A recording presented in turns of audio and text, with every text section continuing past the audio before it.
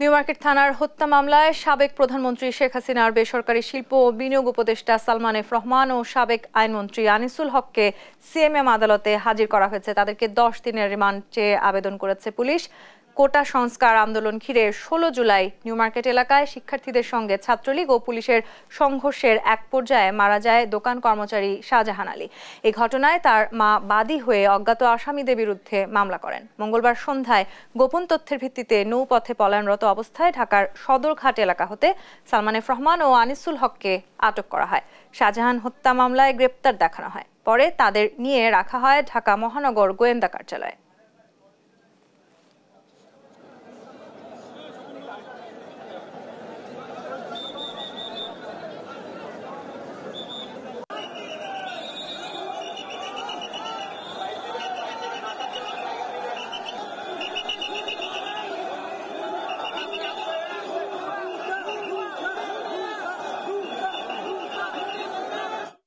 মামলার বিস্তারিত জানাতে আদালত প্রাঙ্গণ থেকে যুক্ত হচ্ছেন সহকর্মী মাইনুদ্দিন আরিফ। আরিফ, আপনি এই মুহূর্তে আদালত প্রাঙ্গণে আছেন, সেখানকার পরিস্থিতি সম্বন্ধে জানাবেন আমাদের।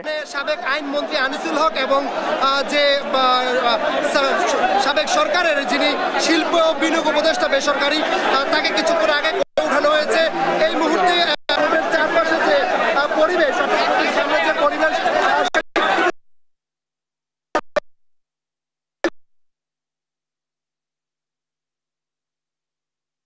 এই সরকারের বিভিন্ন অপকর্ম নিয়ে আইনমন্ত্রী এবং যে তিনি সরকারের বেসরকারি শিল্প উপদেষ্টা তাকেও বিভিন্ন স্লোগান দিচ্ছে। আমরা দেখতে পাচ্ছি যে গণমাধ্যমের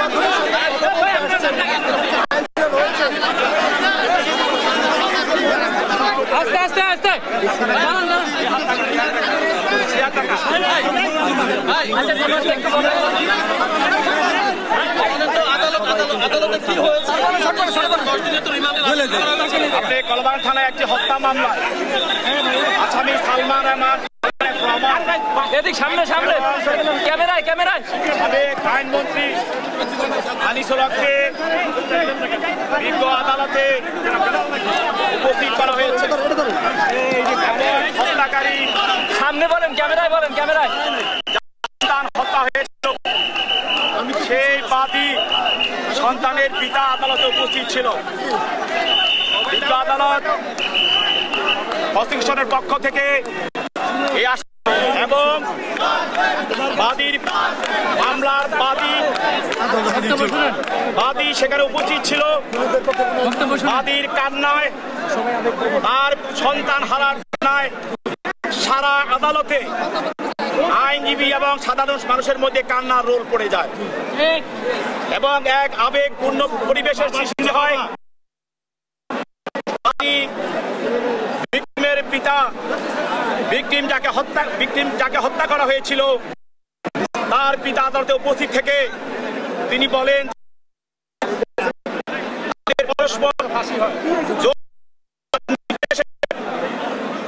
আমার সন্তানকে হত্যা করা হয়েছে।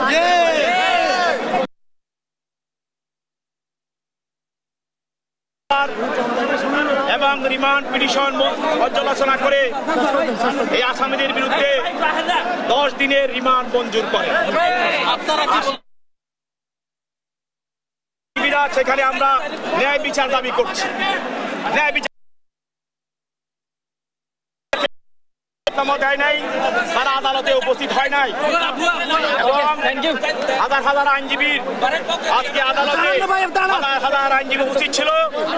তাদের কারণে সবাই আজকে বিক্ষুব্ধ, সবাই এখানে রাজপথে নেমে এখানে বিক্ষোভ করছে এবং তারা আসামিদের ফাঁসি দাবি করছে। আমি ওমর ফারুক ফারুকী, সাবেক সাধারণ সম্পাদক ঢাকা আইনজীবী সমিতি।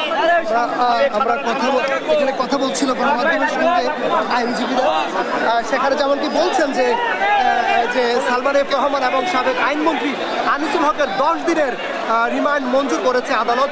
এবং এখানে যে ভিকটিম অর্থাৎ যে যার ছেলে মারা গেছে, সে তার পিতা সবুজ আলম ছিলেন এবং তিনি আদালতের ভেতরে যে কান্না করেছেন, আবেগঘন এবং পরিবেশ আবেগঘন পরিবেশের মধ্য দিয়ে আদালতে তার রিমান্ড শুনানি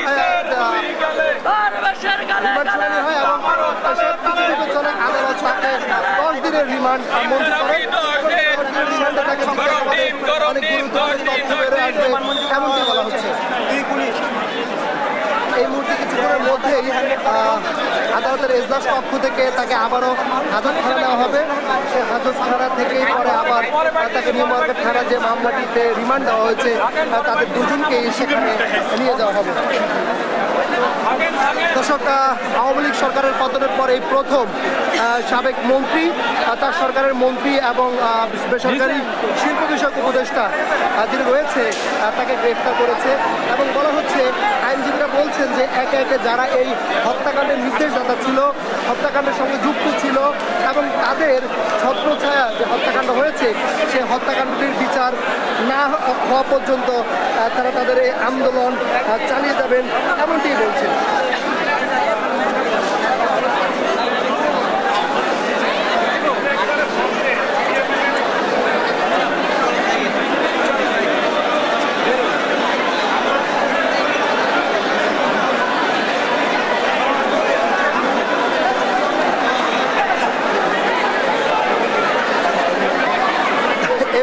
পুরো আদালত চত্বরেই আইনজীবীদের উপস্থিতি রয়েছে।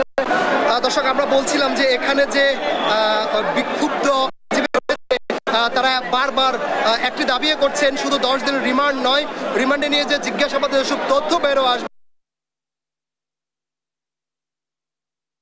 তাদেরকে খুঁজে বের করতে হবে এবং তাদেরকেও আইনের আওতা আনতে হবে। আইনের আওতায় এনে যে জুলাইয়ের যে বর্বরতা ঘটিয়েছে, সরকারের পক্ষ থেকে ছাত্রদের বুকে গুলি চালিয়েছে এবং 5 আগস্ট পর্যন্ত যে হত্যাকাণ্ড চলছে, প্রত্যেকটি হত্যাকাণ্ডের বিচার করতে হবে। এর সঙ্গে যারা জড়িত আছে তাদেরকে বিচার আয়ত্তে আনতে হবে, তাহলেই দেশের ন্যায় বিচার প্রতিষ্ঠিত হবে। তারা বলছেন, আনিসুল হক যিনি রয়েছে সাবেক আইনমন্ত্রী, তিনি তার নির্দেশেই এই হত্যাকাণ্ডগুলো হয়েছে এবং দেশে যে আইনি ব্যবস্থা, আইনের শাসন, সেটি আইনমন্ত্রীর অধীনেই সেটি নষ্ট হয়েছে।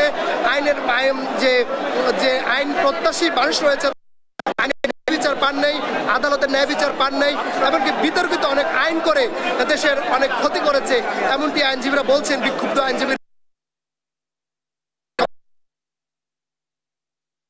ছিলেন এবং আদালতের সামনে থেকে তারা তাদের যে ক্ষোভ সেটি তারা প্রকাশ করেছেন এবং তারা এই মুহূর্তে গণমাধ্যমের সঙ্গে কথা বলেছেন। আইনজীবী ওমর ফারুক ও ওমর, তিনি বলেছেন যে আদালত তাদের 10 দিনের আবেদন শুনেছে, সরকারের পক্ষ থেকে যে আবেদন করা হয়েছে আর পক্ষ থেকে সে আবেদনের পরিপ্রেক্ষিতে এবং যে ভিকটিম অর্থাৎ যার সন্তান মারা গেছে সে কান্নায় পুরো এজলাস কক্ষ আবেগঘন একটি মুহূর্ত তৈরি হয় এবং আদালত সবকিছু বিবেচনায় নিয়ে তাদের 10 দিনের রিমান্ড মঞ্জুর করেছে এবং এই রিমান্ডে জিজ্ঞাসাবাদে গুরুত্বপূর্ণ অনেক তথ্য পাওয়া যাবে এমনটি বলছেন তারা।